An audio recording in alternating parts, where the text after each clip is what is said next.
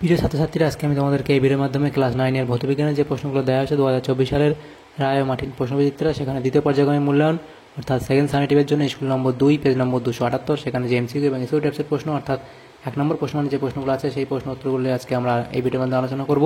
এবং এর আগের যে স্কুলটা ছিল 1 নম্বর স্কুল, সেটারও প্রশ্ন উত্তর আমরা অলরেডি চ্যানেলে আপলোড করে দিয়েছি। তোমরা প্লে লিস্ট থেকে সেই প্রশ্ন উত্তরগুলো সেখান থেকে দেখে নেবে প্রথম স্কুলের। তো দেখো, দ্বিতীয় নম্বর স্কুল যেটা আছে সেটা হচ্ছে Bankura mission girls high school HS. এখানে গ্রুপ এর মধ্যে দেখো 8টা এমসিকিউ প্রশ্ন দেওয়া হয়েছে, 8 নম্বর এখানে দেওয়া হয়েছে, নম্বর বিভাজন করা হয়েছে।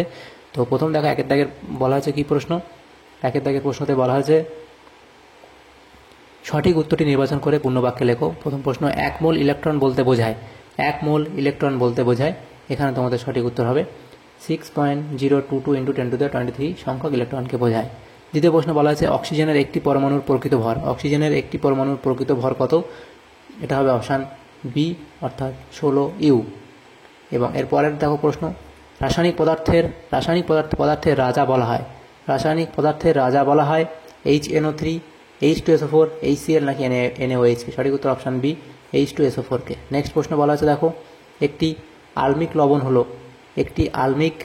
লবণ হলো NaCl, NaHSO4, PbOHCl নাকি Na2SO4।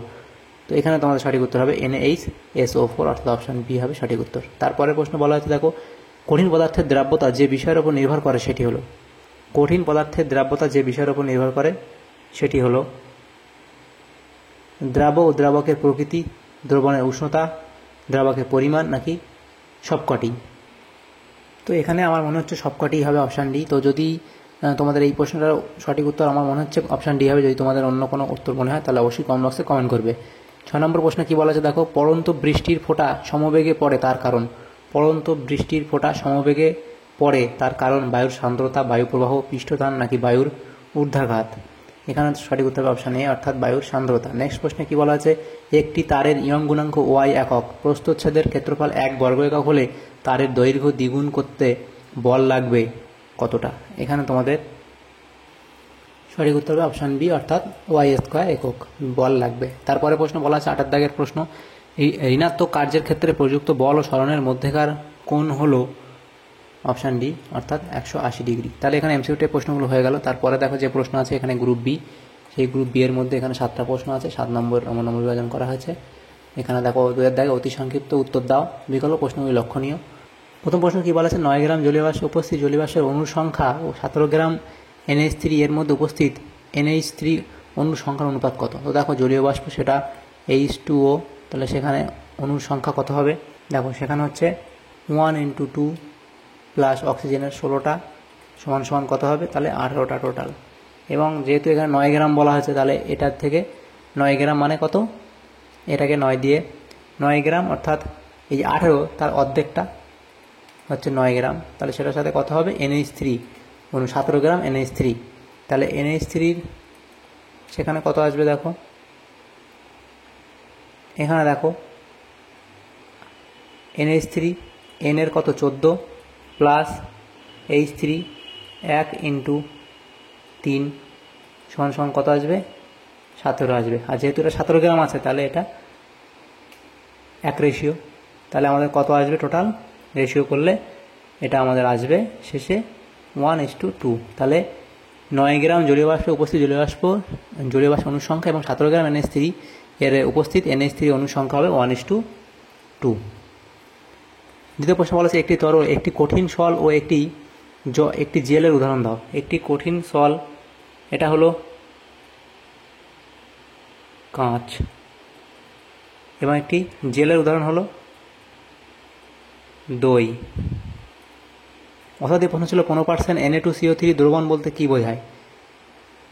15% Na2CO3 দ্রবণ বলতে কী বোঝায়?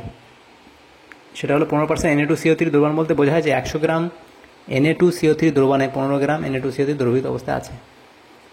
তৃতীয় প্রশ্ন বলা আছে কি, বলয় পরীক্ষার সাহায্যে কোন অ্যাসিড শনাক্ত করা হয়? বলয় পরীক্ষার সাহায্যে কোন অ্যাসিড শনাক্ত করা হয়? এটা হবে HNO3। তো এটা বলয় পরীক্ষার সাহায্যে কোন অ্যাসিড শনাক্ত করা হয়? HNO3। পরীক্ষায় উৎপন্ন যৌগটির সংকেত এখানে হবে FeH2O5 NOSO4, এটা হবে আমাদের সংকেত। নেক্সট প্রশ্ন, অথবা দিয়ে অ্যাসিডের জলীয় দ্রবণে উপস্থিত প্রকৃত ক্যাটায়নটির নাম ও সংকেত লেখো। H+। তারপরে দেখো x = কার্যবাহী শক্তি হলে x এর মাত্রা সংকেত লেখো। x এর মাত্রা সংকেত হবে m⁻0, l⁻0, t⁻0। অর্থাৎ এই প্রশ্ন ছিল পৃথিবীর কেন্দ্রে স্থির শক্তির মান কত। পৃথিবীর কেন্দ্রে স্থির শক্তির মান কত, এটা হবে অসীম। তারপরে সংকট উষ্ণতায় তরলের পৃষ্ঠটান কত। সংকট উষ্ণতায় তরলের পৃষ্ঠটান 0 হয়। তারপরের প্রশ্ন দেখো, শূন্যস্থান পূরণ করো। সর্বোচ্চ যে বেগে প্রবাহী কোনো নলের মধ্য দিয়ে ড্যাশ প্রবাহে প্রবাহিত হয় তা হলো প্রবাহীর সন্ধিবেগ, মধ্য দিয়ে শান্ত প্রবাহে। নেক্সট প্রশ্ন, একই আয়তনের দুটি বস্তুকে জল ও কেরোসিনে পুনঃ নিমজ্জিত করলে কোন ক্ষেত্রে প্লাবতা বেশি হবে।